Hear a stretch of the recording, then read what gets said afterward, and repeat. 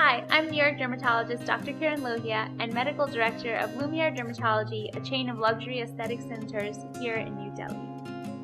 I'm here to talk to you about your diet for good skin. So I actually specialize a lot in doing diets for skin. I call it the Derma diet. It's something that I do. And usually I basically see the patient, I give them a consultation, I understand what they're eating, what they like, what they don't like, and I try and work around them to create a diet for them.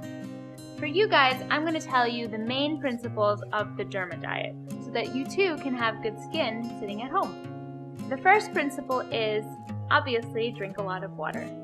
Water, fluids, I cannot stress enough, hydration is so important. And I'm sure you've heard that a million times, but I'm going to say it again because it's really, really good for you. It will help hydrate you and it'll give you better skin. The second thing is avoid dairy. Now, I'm sure you've heard this before, but if you haven't, here it is for you. Dairy has lots of hormones. Hormones are plentiful in milk, in yogurt, in cheese, in ice cream. Why is this? That's because cows naturally have hormones that transmit through their milk when they're giving it to their calves. That milk comes to you and you drink it and you get more hormones. The second reason is, in order for cows to produce more milk, most cow farms inject those cows with lots of hormones. Those hormones help increase their mammary glands, which produce them more milk. So why should you drink all of those hormones?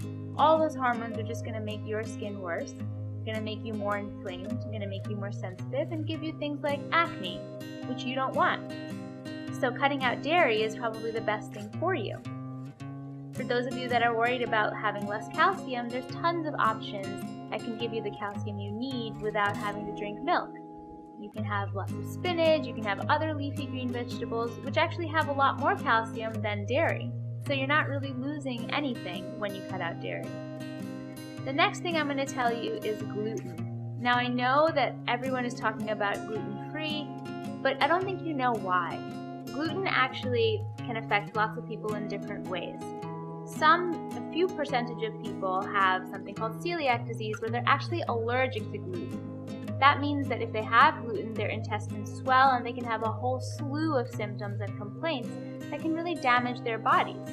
Now, most people don't have celiac disease. The other segment of people can have something called gluten sensitivity, where if you eat gluten, you actually may feel more bloated, you may feel more tired, you may feel weak. There's a whole range of symptoms you can feel if you're gluten sensitive. I believe that by cutting out gluten, you can reduce a lot of inflammation in the body, because a lot of people have this gluten sensitivity and they don't even know it.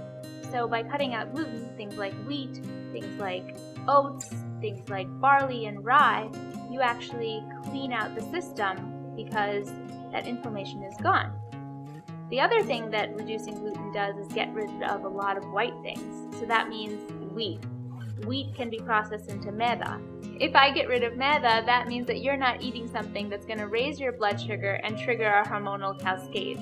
So that's great for you, right? That maida, getting rid of it, can only improve your skin. The last thing is what I touched upon before with maida, is getting rid of white foods. That means white sugar, that means white rice, and sometimes even potatoes, which I know can be really tough. White sugar, white rice, all of these things, and maida, of course, can raise your blood sugar, as I talked about. By raising your blood sugar, you actually get a whole range of symptoms, including worsening stress hormones in the body. Stress hormones cause dullness, cause sensitivity, can cause pigmentation, and mostly can cause acne. In fact, there's so much data out there that talks about how foods that have high glycemic index, meaning that they have a huge spike in their blood sugar, can cause problems like acne. So really, dermatologists around the world are working on removing those from the foods of their patients, and I'm the same. I'm nothing different. If you follow these 4 tenets of the Derma diet, you should see a great benefit in your skin.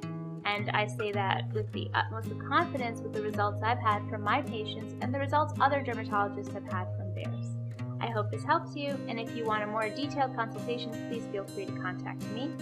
If you have any more questions, feel free to contact us at the information below, and we'd love to have you watch more videos at Beauty Mantra. Thank you.